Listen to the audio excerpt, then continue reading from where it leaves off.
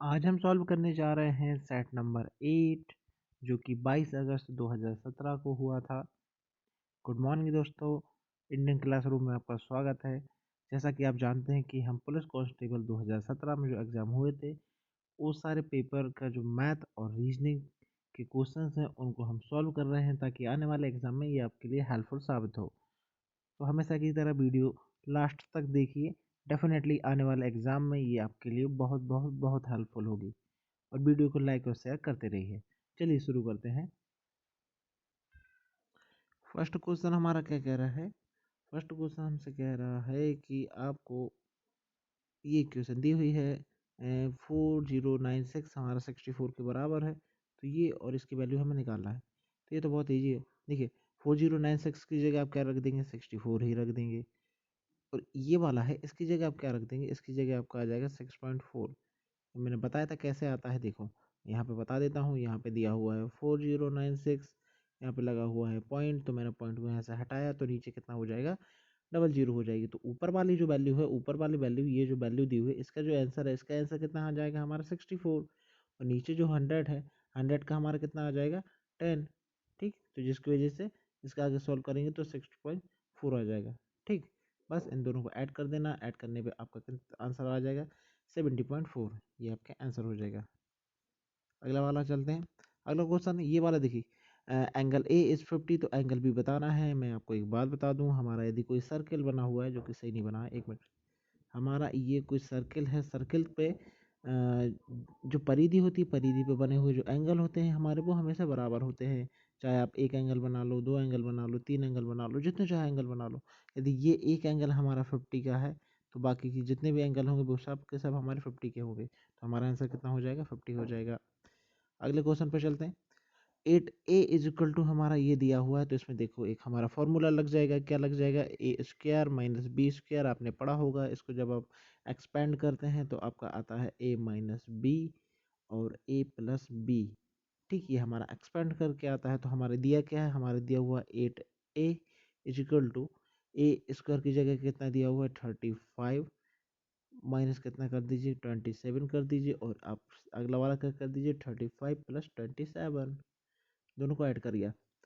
अब इसको जब आप सॉल्व करेंगे आगे 8a, तो यहाँ पे इसको जब माइनस करेंगे तो ये बचेगा 8, और इसको जब प्लस करेंगे तो 7 5 12, ये हो जाएगा 62। 8 से 8 कट गया, a की वैल्यू कितनी आएगी? 62। ये हमारा आंसर है, 62 आंसर। ये देखिए, ये हमारे क्या बोल रहा है? ये बोल रहा है कि एंगल सेकंड, एंगल जो 2 है वो, नहीं सॉरी, एंगल जो 1 है वो एंगल 2 का 2 गुना है। मतलब ये आपकी एक लाइन बनी हुई है, ये बन गया है। ये है हमारा एक एंगल 1 है और ये हमारा एंगल 2 है। तो एंगल जो 1 है वो एंगल 2 का हमारा कितना है?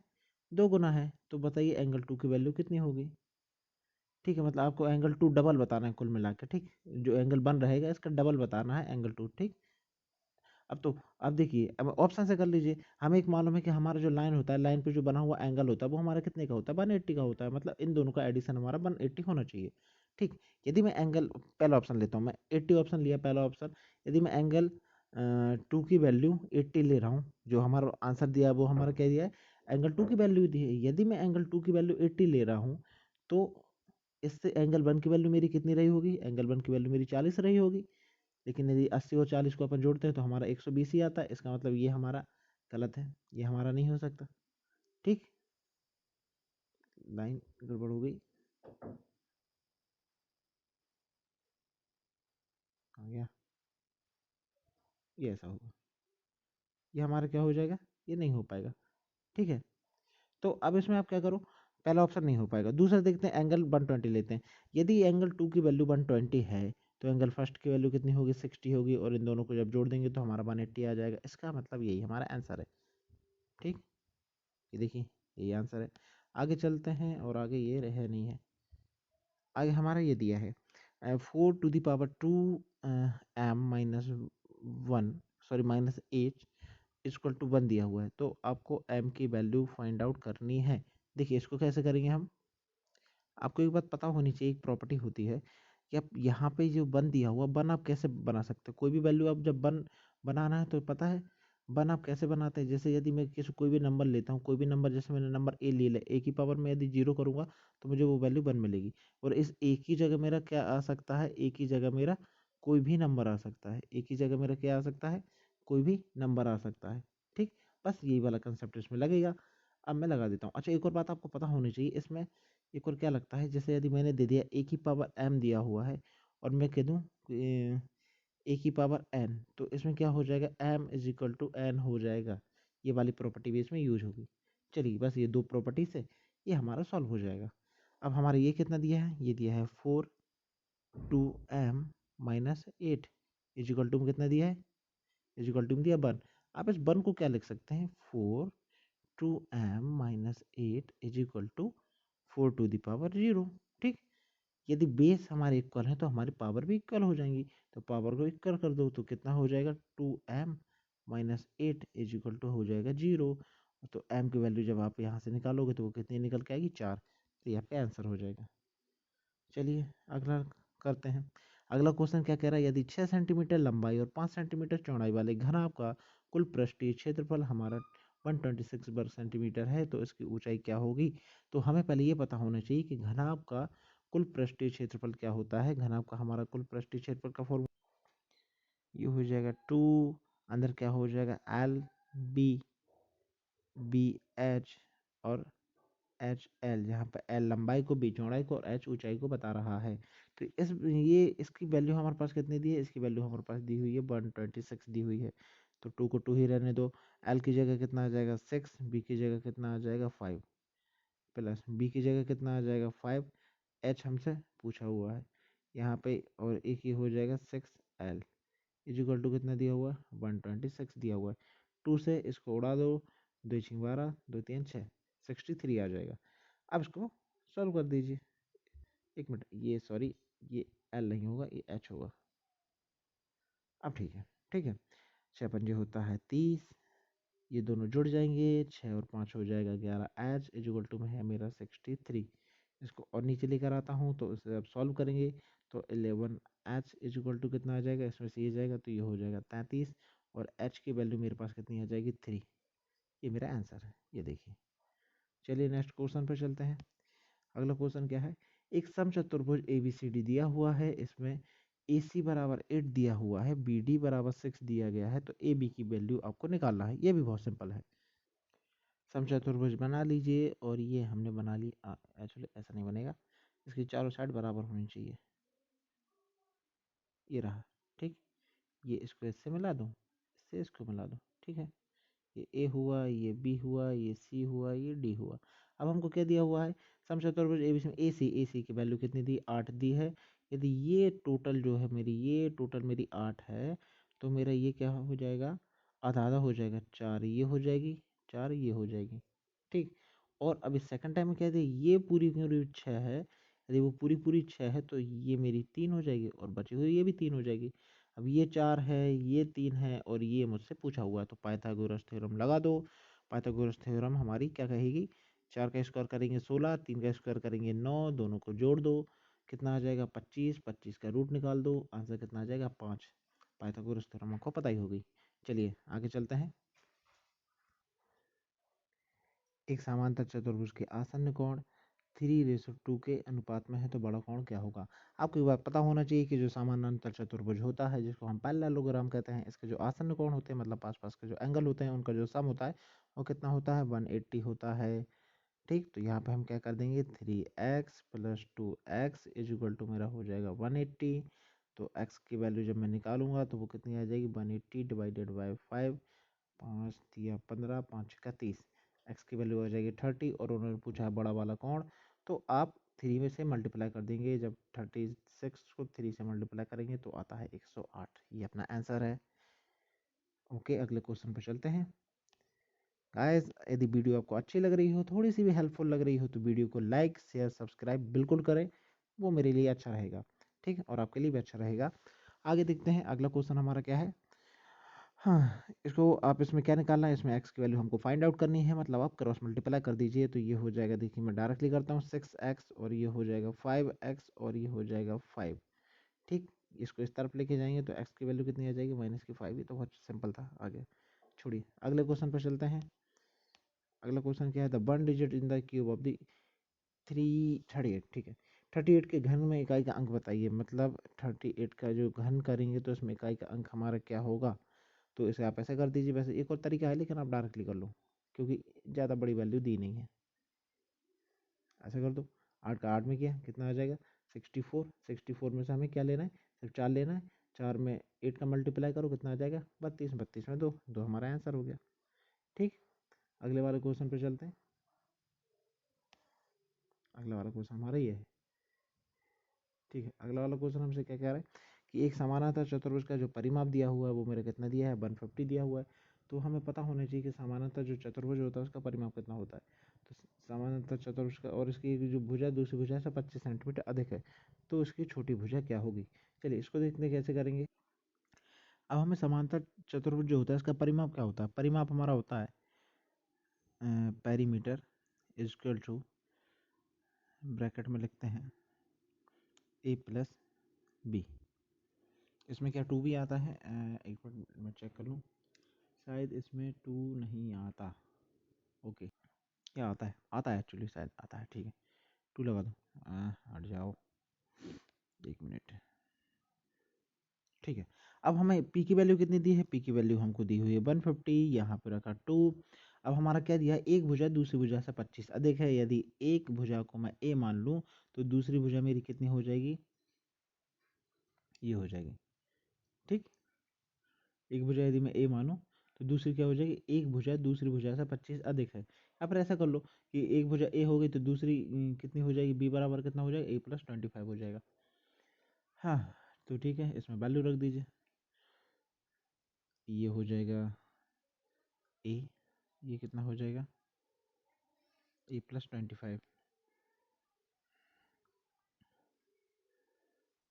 ये कर सकते हैं, बी मान सकते हैं, जैसा आप मानना चाहो वैसा मान लेना, कोई टेंशन नहीं है।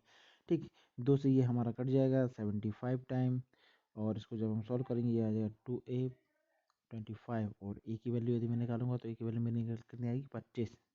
ये मेरा आंसर है। चलिए अगला करते हैं। अगला दिया हुआ है हमारा एस पी दिया है 660, 670, लॉस दिया है 4% का। तो पूछा क्या है, लागत मूल्य पूछी हुई है।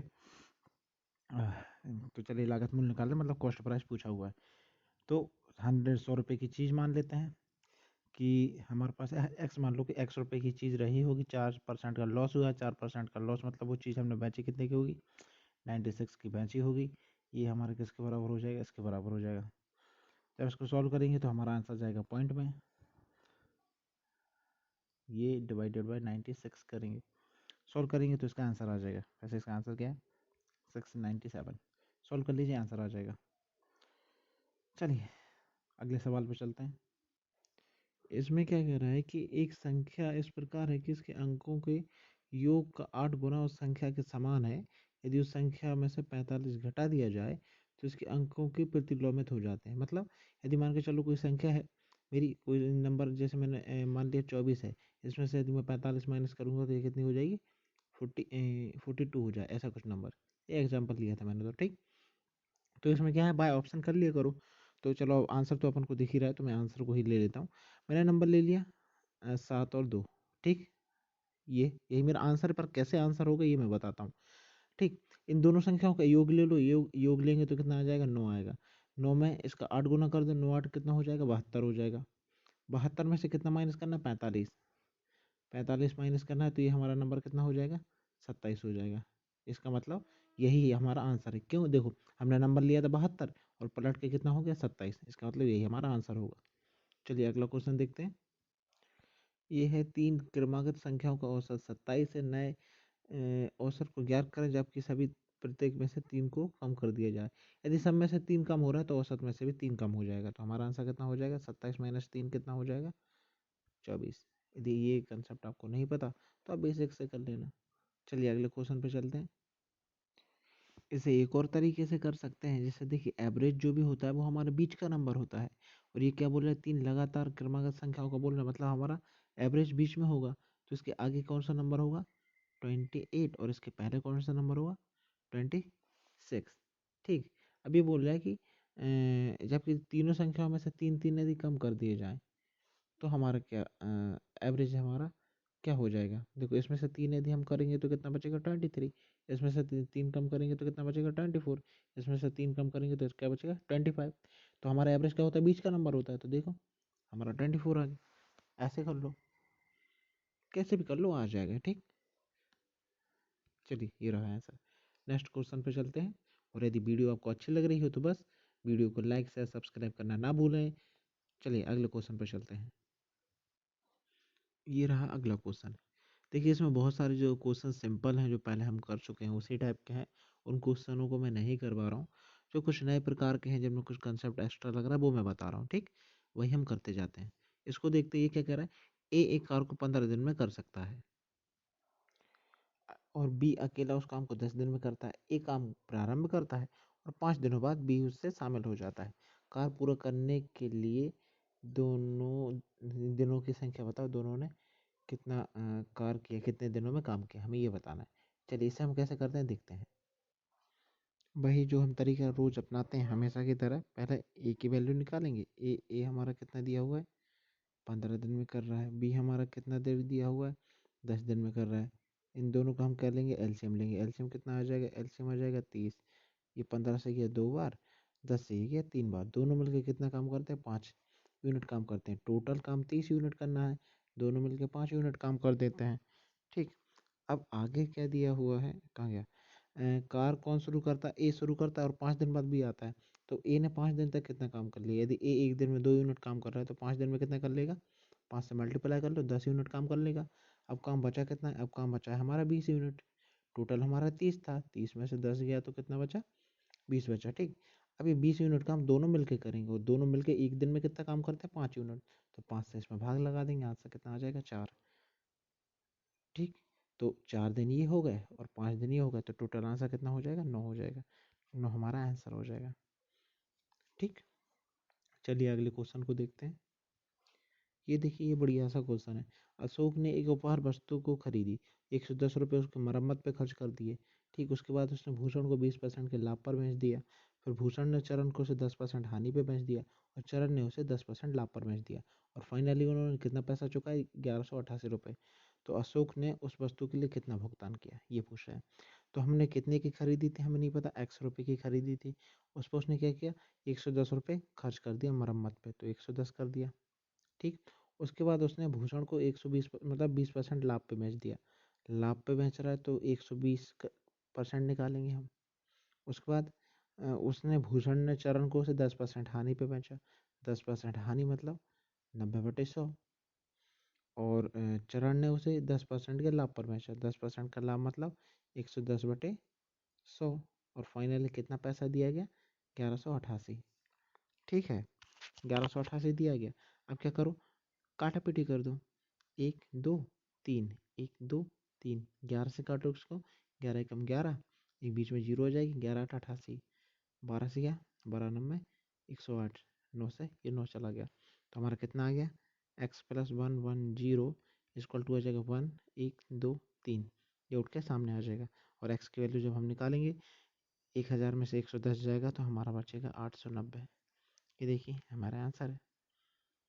आई होप आपको समझ में आया होगा। और यदि वीडियो आपको अच्छी लग रही हो तो बस हमेशा की तरह जल्दी से वीडियो को लाइक कर दो, शेयर कर दो और सब्सक्राइब कर भी कर दो। चलिए अगला देखते हैं। ये वाला भी देख लीजिए, वैसे करवा चुका हूँ पर देख लीजिए। एक नाव है, धारा के विपरीत दिशा में 14 किलोमीटर प्रति घंटे की चाल से जा रही है। विपरीत दिशा में जा रही है मतलब क्या होगा? माइनस होगा। कितनी स्पीड से जा रही है? 14 से। और धारा के साथ कितनी स्पीड से जा रही है? 22। धारा के साथ जा रही है मतलब दोनों को जोड़ दो, कितने से जा रही है? 22 से जा रही है। अब पूछा क्या है उन्होंने?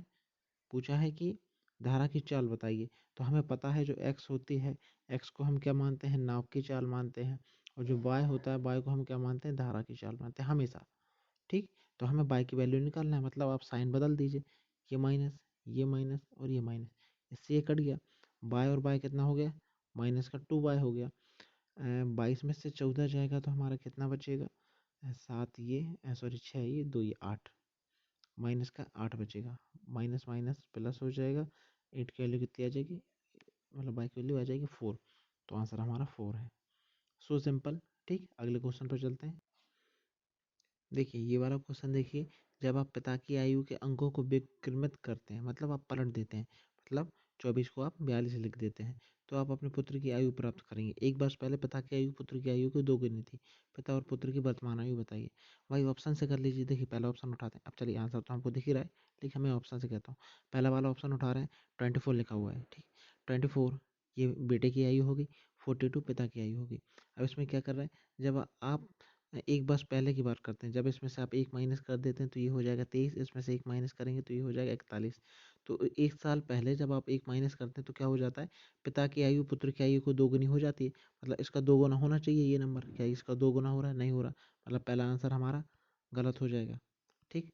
चलिए अब दूसरे पे देखते हैं। ऐसे जब दूसरा हम उठाएंगे, 31, 31 है और ये हमारा 30। अब इसमें से एक एक माइनस करेंगे, ये हो जाएगा 30, ये हो जाएगा 12। छोटी वैल्यू होगी वो बच्चे की होगी, ठीक। तो जो बेटा है, पिता की आयु जो है पुत्र की आयु से दोगुनी होगी, तो ये बाप देखना पड़ेगा, बाप इससे दोगुना है क्या, नहीं है ना, तो हमारा ये भी आंसर गलत हो जाएगा। अब हम देखते हैं थर्ड वाले में, जो हमारा आंसर है 73 है और हमारा कितना है 37 है। अब इसे एक साल कम करिए तो ये कितना हो जाएगा 72 और ये हो जाएगा 36। देखो 36 दूनी कितना होता है 72, आ गया, ये वाला हमारा आंसर हो जाएगा, ठीक। अगला देखते हैं। ये वाला तीन संख्याओं का योग 90 है, पहली और दूसरी संख्याओं के बीच इतना है, दूसरे और तीसरे इतना है, तीसरी संख्या ये तो आप कर लेंगे, इसको मैं नहीं करा रहा, छोड़िए। दो संख्याओं का योग 15 है, उनके वर्गों का योग 113 है, कैसे करेंगे।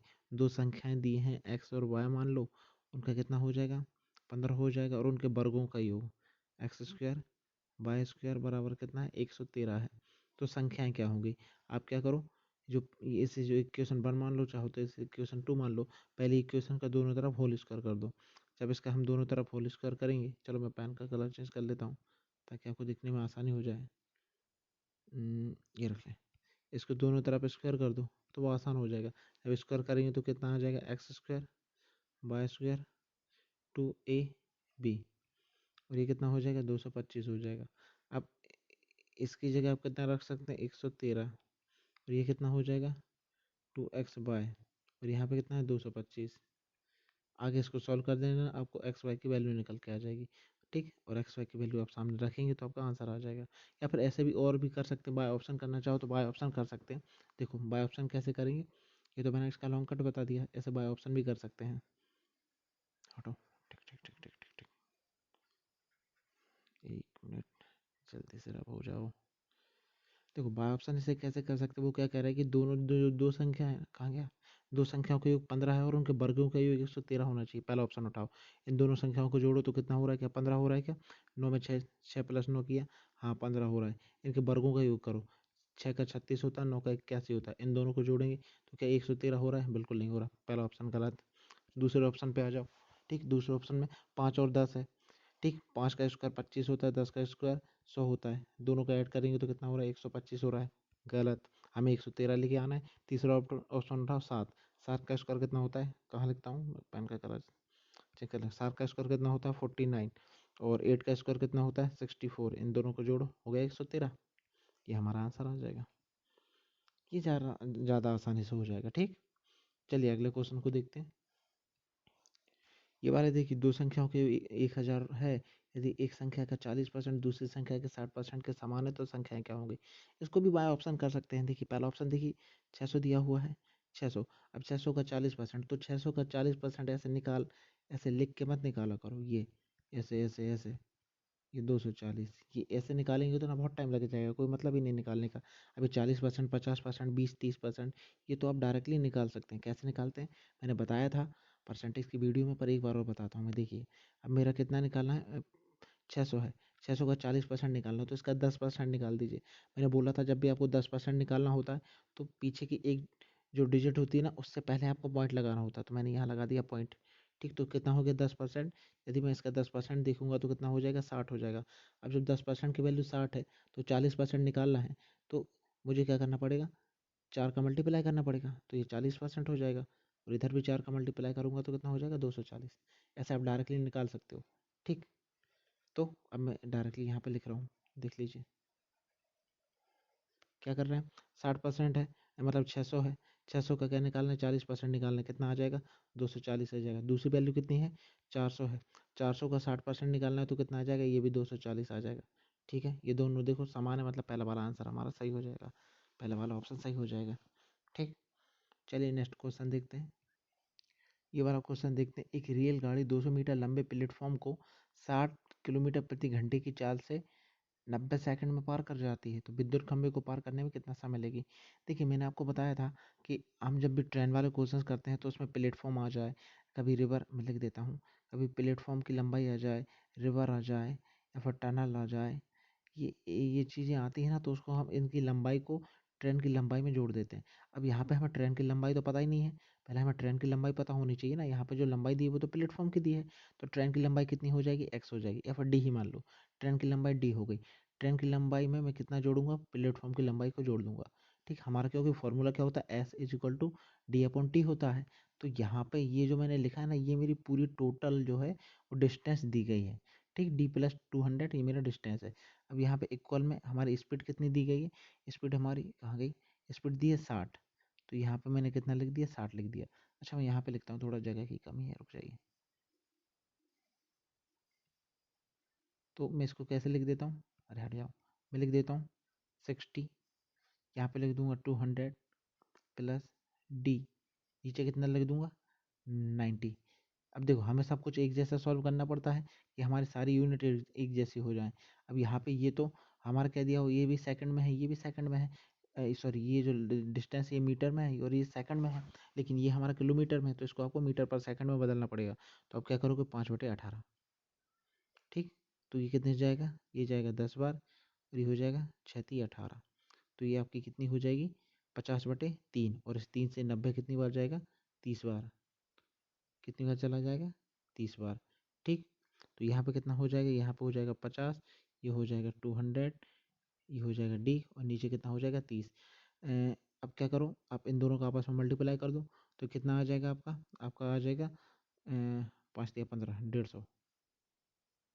ठीक, और यहाँ पे कितना है, आप 200 माइनस कर दीजिए, 200 माइनस किया तो कितना बचेगा आपका, 1300। तो डिस्टेंस आपकी कितनी आ गई, 1300 आ गई। अब उसने पूछा क्या था, उसने पूछा था कि खंबे को पार करने में रेल द्वारा लिया गया समय, तो खंबे को पार करने में कितना समय लेगी, कितना, और स्पीड कितनी है अपनी ट्रेन की। ठीक है, ट्रेन की स्पीड अपनी कितनी आ रही है, 60 है। इसको जब अपन ने इसको चेंज किया था तो अपने पास कितना आया था, अपने पास निकल के आया था, अच्छा देखिए अब से 1300 को याद रखिए ना, ये 1300 हो गया। अब मैं इसको रब कर रहा हूँ, फिर मैं आपको बताता हूँ।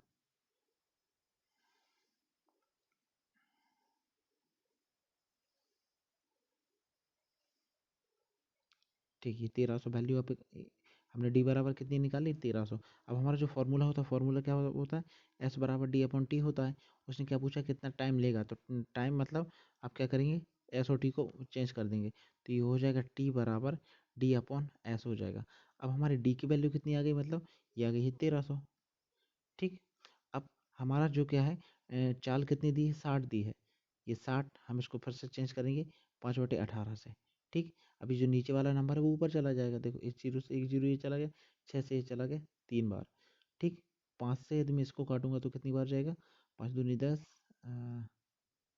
और कितना हो गया, 3 बचा, 5×6 = 30, और ये 3 मेरा ऊपर लौट के चला जाएगा, कितना हो जाएगा, 6×3 = 18, 3×2 = 6 और 78, तो हमारा आंसर कितना हो जाएगा, 78। ये तो समझ आया ना, ये 3 जो नीचे रहता है ये ऊपर चला जाएगा और मल्टीप्लाई हो जाएगा, 78 हमारा आंसर हो जाएगा। चलिए अगले क्वेश्चन की तरफ चलते हैं। चलिए ये वाला क्वेश्चन करते हैं। इसमें क्या दिया हुआ है, n² + 6n - 27 - 72 अपन में कितना दिया, 9 - 6। तो आप इसमें क्या करो, देखो अच्छा एक्स नहीं सॉरी n दिया हुआ है,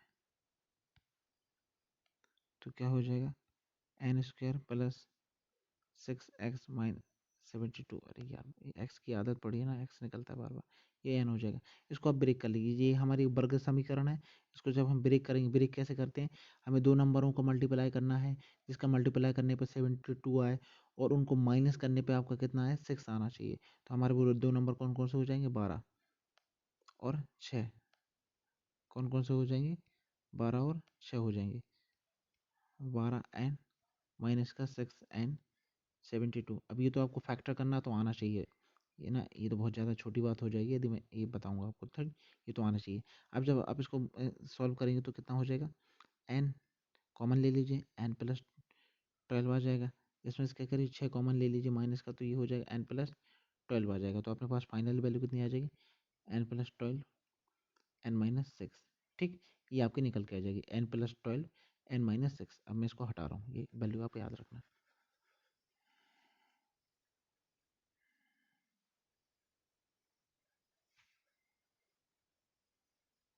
आपके पास वैल्यू कितनी आई है, वैल्यू हमारे पास आई है n प्लस 12 और n माइनस 6, और नीचे हमारा कितना दिया, n माइनस 6 दिया हुआ है। तो इससे ये कट जाएगा, तो हमारे पास ये बचेगी वैल्यू। यही हमारा आंसर है। चलिए अगले क्वेश्चन पर चलते हैं, और ये हमारा लास्ट क्वेश्चन था। Thank you for watching. अब वीडियो को पूरी तरीके से देखिए, बार बार प्रैक्टिस कीजिए, डेफिनेटली ये आपके लिए बहुत हेल्पफुल होगा। और यदि वीडियो आपको 1% भी लग रहा है कि अच्छी है, तो वीडियो को लाइक शेयर सब्सक्राइब करना बिल्कुल ना भूलें। थैंक यू, मिलते हैं अगली वीडियो में। Bye bye.